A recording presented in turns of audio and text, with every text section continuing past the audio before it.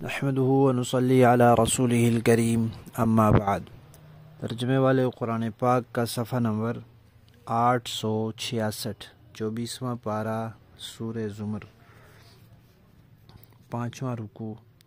آیت نمبر 46 تا 48۔ اعوذ باللہ من الشیطان الرجیم، بسم اللہ الرحمن الرحیم۔ قل اللهم فاطر السماوات والأرض عالم الغيب والشهادة أنت تحكم بين عبادك فيما كانوا فيه يختلفون ولو أن للذين ظلموا ما في الأرض جميعا ومثله معه لافتدوا به من سوء العذاب يوم القيامة وبدا لهم من الله ما لم يكونوا يحتسبون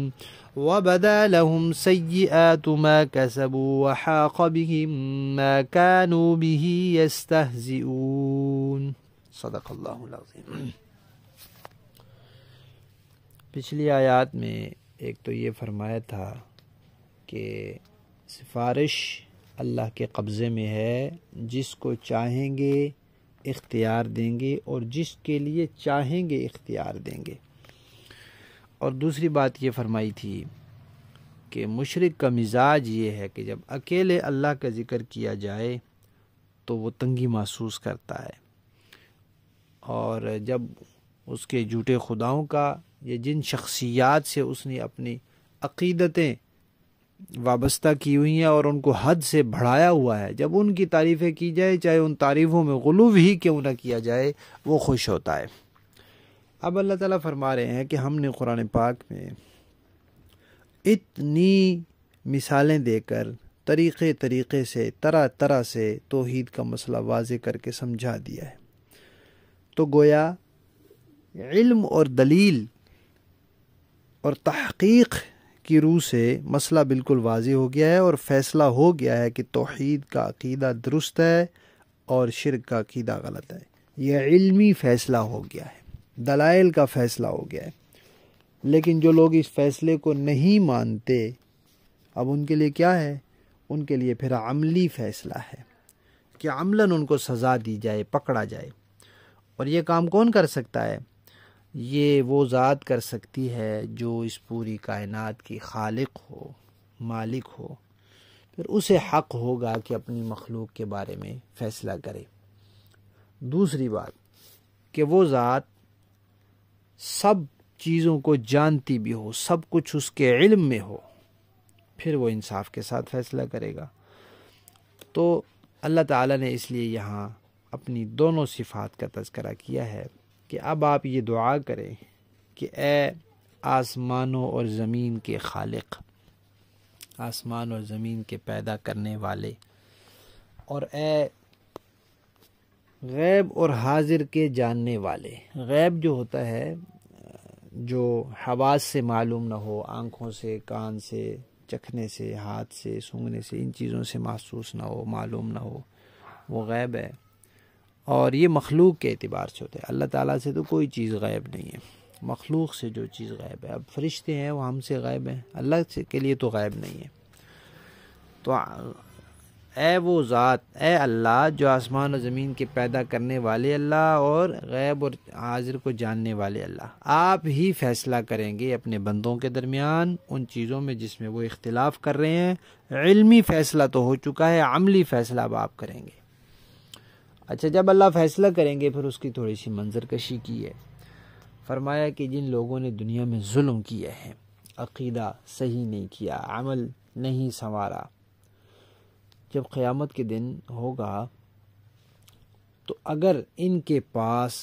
دنیا کے تمام خزانے ہوں، اب دنیا میں کتنا سونا، چاندی، ہیرے، جواہرات، کیا کیا کچھ ہے دنیا میں،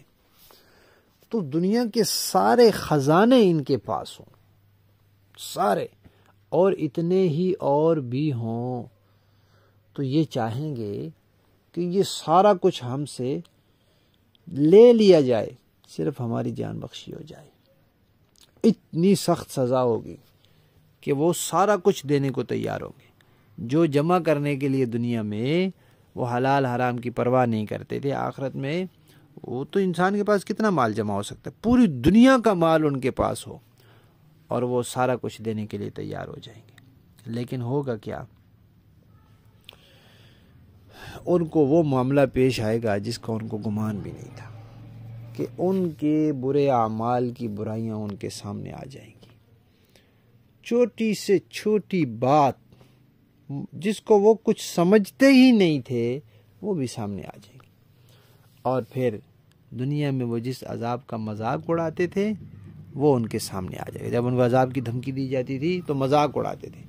تو جس عذاب کا وہ مذاق اڑاتے تھے وہ ان کے سامنے آ جائے گا، اور بلکہ سامنے نہیں آ جائے گا، ان کو گھیر لے گا، اپنی پکڑ میں لے لے گا۔ لفظی معنی دیکھیے، قل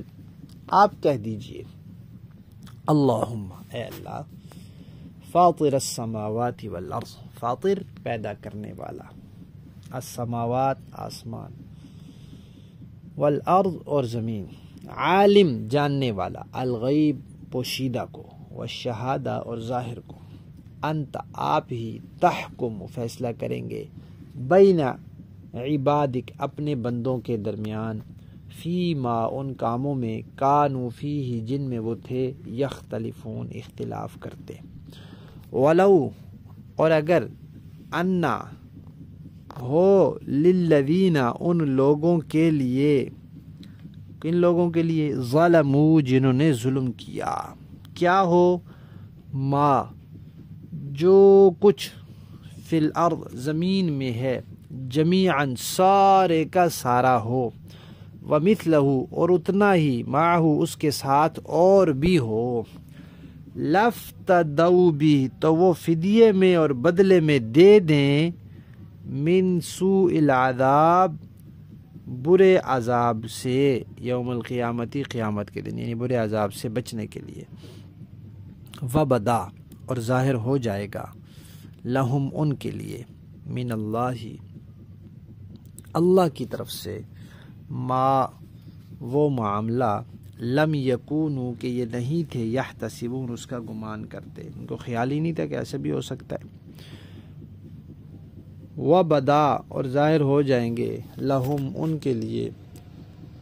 سیئات برے کام یا برائیاں، ما کسبوا ان کاموں کی جو انہوں نے کیے، وحاقہ اور گھیر لے گا، بہم ان کو، ما وہ عذاب، کانوا بہ کہ تھے وہ اس عذاب کا، یستہزئون مذاق اڑاتے۔ با محاورہ دیکھیں، قل اللہم فاطر السماوات والارض عالم الغیب والشہادة انت تحکم بین عبادک فیما کانوا فیہ یختلفون، کہہ دیجئے کہ اے اللہ، اے آسمانوں اور زمین کو پیدا کرنے والے، ہر غائب و حاضر کے جاننے والے، آپ ہی اپنے بندوں کے درمیان ان باتوں کا فیصلہ کریں گے جن میں وہ اختلاف کرتے رہے ہیں۔ وَلَوْ أَنَّ لِلَّذِينَ ظَلَمُوا مَا فِي الْأَرْضِ جَمِيعًا وَمِثْلَهُ مَعَهُ لَافْتَدَوْا بِهِ مِن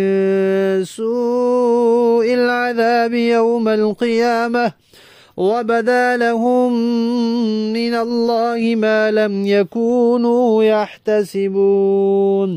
اور جن لوگوں نے ظلم کا ارتکاب کیا ہے، اگر ان کے پاس وہ سب کچھ ہو جو زمین میں ہے اور اس کے ساتھ اتنا ہی اور بھی، تو قیامت کے دن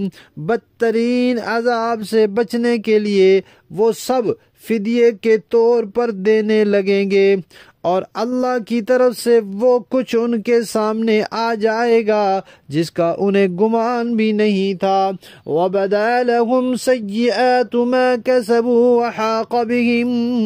مَا كَانُوا بِهِ يَسْتَهْزِئُونَ، انہوں نے جو کمائی کی تھی اس کی برائیاں ان کے سامنے ظاہر ہو جائیں گی، اور جن باتوں کا وہ مذاق اڑایا کرتے تھے وہ انہیں چاروں طرف سے گھیر لیں گی۔ صدق اللہ العظیم۔